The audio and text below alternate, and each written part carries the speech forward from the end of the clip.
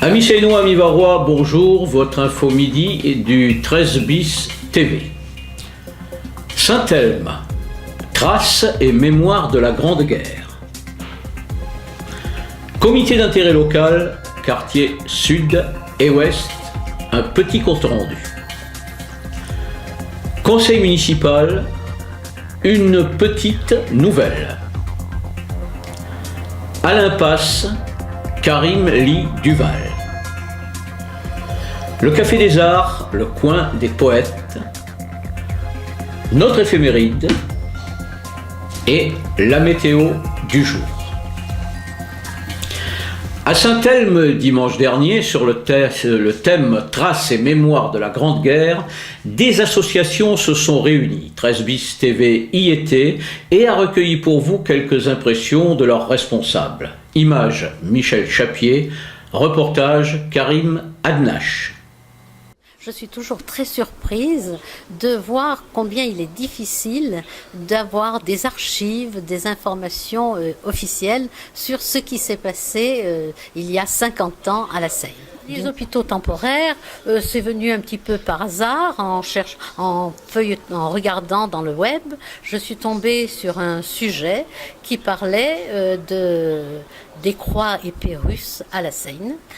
C'est un certain monsieur Demange qui a fait ce texte et je me suis rendu compte que ce sont les monuments aux morts du canton de Régnier, mais je me suis rendu compte qu'il n'était pas question du Régnier de Sifour.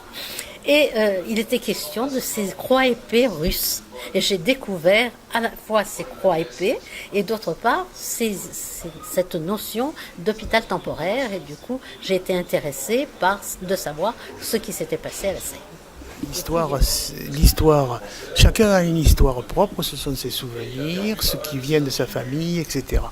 Et pour l'ensemble des communautés, c'est connaître son passé. Connaître son passé pour ne pas être obligé, disent les historiens, de le revivre. Donc, mieux connaître son passé, c'est mieux s'ancrer, c'est trouver des racines sur place. Et à la Seine, Histoire et Patrimoine participe de cette démarche-là. Bon, ce n'est pas la seule association, mais c'est l'association qui participe à cette démarche-là. Connaître ses racines pour bien se positionner, bien vivre à la Seine. Voilà. Donc en fait, c'est parler du passé pour viser l'avenir. C'est parler du passé, retrouver le passé, enrichir tout ce qu'on sait pour que on connaisse un peu mieux notre ville. C'est un petit peu aussi le sens de la démarche qu'on a eue vers Berthe et qu'on a toujours vers Berthe. Qu'est-ce qu'il y avait avant les tours ? Et avec les rénovations, qu'est-ce qu'il y avait avant ces rénovations? Donc il y a plusieurs tranches de vie et ça nous permet de découvrir aussi des petits trésors cachés, oubliés, qu'il faut préserver. Par exemple, peu de gens savent qu'à la Seine, il y a un pont tournant pour les locomotives. Hein, et que ce pont a une origine, date aux alentours de 1907. Que la cité appelée Pierre-Semard, dite des SNCF, c'est une cité qui aura bientôt 100 ans. Voilà. Le CIL Sud et Ouest a réuni ses adhérents en présence de Gilles Vincent qui représentait le Conseil général. Il en résulte que l'absence de sécurité est probante pour les piétons et cyclistes sur le tronçon situé entre le rond-point de la Barque et la sortie du domaine Saint-Georges, 200 mètres environ de route. Pas de trottoir ni de couloir sécurisé, ce qui est un danger permanent pour ces piétons et cyclistes.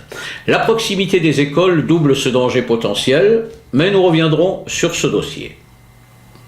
Le conseil municipal seinois comptera désormais dans ses rangs une petite dernière, Sandy Marchesini, UMP, qui siégera sur les bancs de l'opposition municipale suite à la démission de Philippe Vittel de son mandat de conseiller.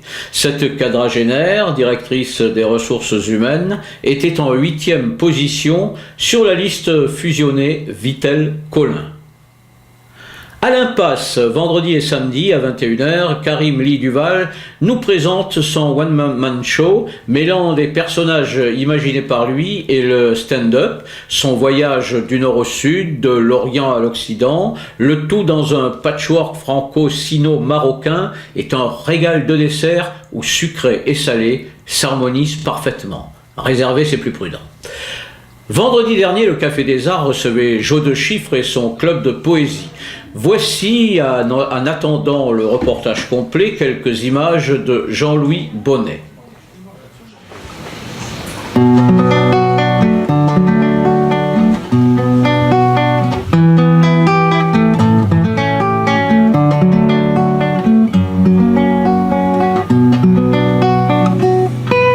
Si je porte à mon cou en souvenir de toi, ce souvenir de soi qui se souvient de nous, ce n'est pas qu'il fasse froid, le fond de l'air est doux, c'est qu'encore une fois j'ai voulu comme un fou me souvenir de toi, de tes doigts sur mon cou, le souvenir de nous quand on se disait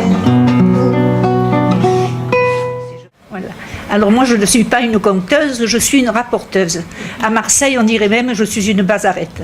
Parce que je raconte mes histoires à moi et celles qui sont arrivées à mes amis, à mes voisins. Alors j'avais une amie d'enfance qui s'appelait Nicole et qui était mariée avec un nommé Titin. Ils avaient 2 adolescents difficiles comme les adolescents d'aujourd'hui. Et alors on disait toujours, la pauvre Nicole, elle a 2 enfants, mais elle en a 3 parce que son mari était l'aîné. Il avait oublié de mûrir et de temps en temps, il disait des bêtises, bien entendu. Un jour, l'aîné des enfants, la fille, avait décidé de faire de la musique. Elle était un peu chatouillée par Euterpe, la muse de la musique, et voilà qu'elle décide de ça. Alors elle dit, papa, je ne sais pas ce que je vais choisir comme instrument. Et la mère Nicole, mon amie Nicole, dit, pour qu'elle ne choisisse pas la harpe ou le piano. Et alors le père, et pourquoi elle ne choisirait pas la harpe et le piano? Ben parce que l'appartement est petit, Titin. Si jamais elle prend la harpe et le piano, on mettra un canapé et le fauteuil sur le balcon. Autrement, on ne pourra plus bouger. Écoute, Titin, il y a 17 ans qu'on est mariés. Tu t'es jamais occupé de rien, tu veux me faire plaisir, mais continue. Et alors, elle se lança, elle choisit la flûte traversière. Ouf, la maman était contente. Alors cette raconteuse de 83 ans, elle nous a permis de dire son âge, se nomme Francine Borelli-Jacquet. Nous la retrouverons sur 13 bis TV car elle nous a promis de revenir souvent. C'est un régal pour les oreilles avec l'accent et les gestes adéquats. L'artiste coloriste Claude-Henri Dunet a fait un important legs de ses œuvres à la ville avant de nous quitter. Pas moins de 12 lieux seront ouverts au public du 22 novembre au 3 janvier, qui pourra aller admirer les créations de ce belgo-seinois qui vécut longtemps dans cette tour qu'on appelait la Banane avant sa démolition. Vendredi soir à la 7e vague, c'est le premier jour du Beaujol-Pif de l'année. Ce n'est pas une trivialité de ma part que de dire Beaujol-Pif et non pas Beaujolais, mais c'est le titre de la pièce que René Rébaud et ses 9 comédiens feront vivre devant vous.